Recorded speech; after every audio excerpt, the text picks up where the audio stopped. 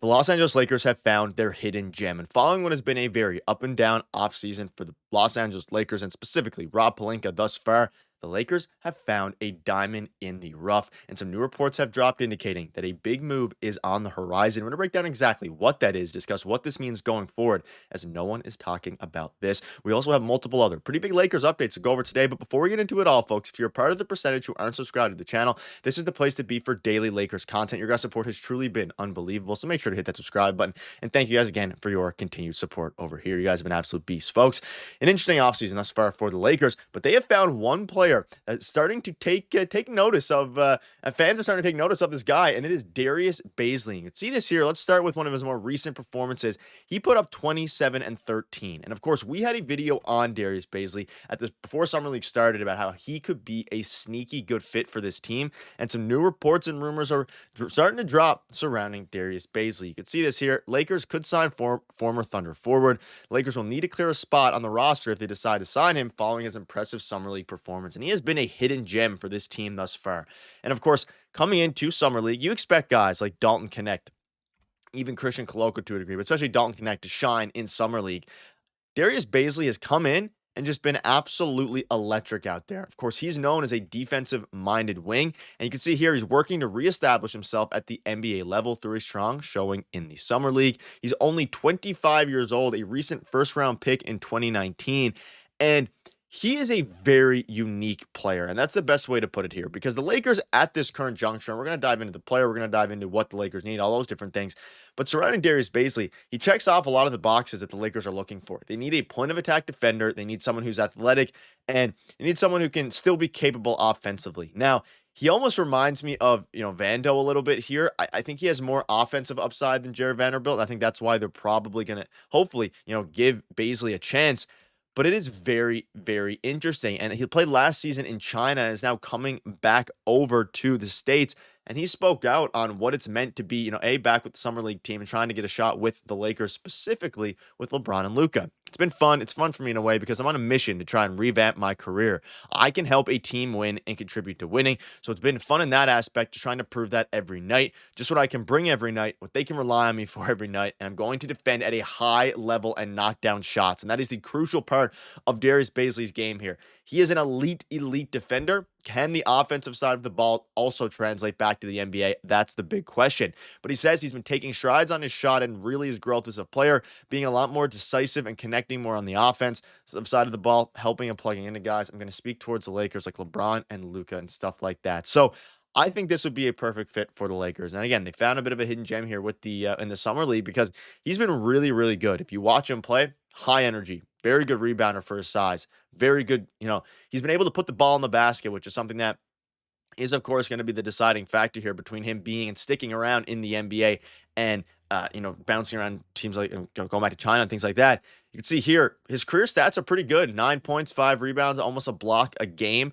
But he hasn't really had an opportunity recently. But he's a very good point of attack defender, and the Lakers desperately need a point of attack defender, which works out very, very well. Let's look at one of his other games from the Summer League where he put up 19. Or I guess throughout the game, they put him 19 and 10. And of course, he finished this game with the 27. But you can see here, Darius Bazley should get a roster spot for the Lakers. He is exactly like an Obi Toppin type player you need off the bench, and he has worked on his shot. But more importantly, his motor has been great defensively, getting rebounds, cutting. Lakers need this type of guy. And he has worked on his shot, and that is the biggest differentiator here compared to guys like Jared Vanderbilt or, other players you can get in free agency and on the Summer League squad. He's always had the tools defensively. That's why he was a first-round pick, right? He was picked with the 23rd pick in the 2019 draft. However, the big question was, is he going to be able specifically to, be good enough on the offensive side of the ball? And that's the big question mark, going forward. And let's look at the team they have right now and how he would fit in. Of course, he's not going to be, in the starting five. There's no world. You have Jared Vanderbilt. And of course, Darius Bazley is a, power forward. He's a big, fairly big guy. He's a power forward. He averaged last season, again, he didn't play last year, but the year before that in Utah, averaged 8 points a game in a brief stretch. He hasn't really played in the NBA since 2022 and 2020. And again, he is a smaller power forward, but it's still a very solid rebounder, averaging between 5 and 7 rebounds a game. He's not a great rebounder necessarily for his size, but given what you'd use him for, he's very, very solid. And he has a huge, huge motor, right? And again, His overall career stats are fine. He's basically been out of the league now for 2 to 3 years. So that's obviously going to be the huge question mark. And at the end of the day, his strides as a player offensively is going to be the differentiator, like I keep mentioning. He's going to need to continue to play and be a contributor in summer league offensively to get a shot with the big league team, I guess if you want to call it, because we've seen flashes. 27 and 13. You look at who the Lakers have off the bench: Gabe Vincent, Jordan Goodwin, Bronny James, Dalton Knecht, Shake Milton, all pretty. Like Bronny James, I think is going to take some strides. You have Dalton Knecht. I could see a very real world where they either take and they bring on, again, you need to clear a roster spot to get Darius Bazley on. They either, get rid of a guy like Jordan Goodwin or Shake Milton in order to bring in Darius Bazley, because I don't think you can go with not bringing him in after, if he continues to perform this way, at least in summer league, because he's doing everything and more that you could ask him for. Now, there's also the other side of it. There's some people saying, overhyping him, or saying that people are overhyping him. He says the Darius Bazley overhype check.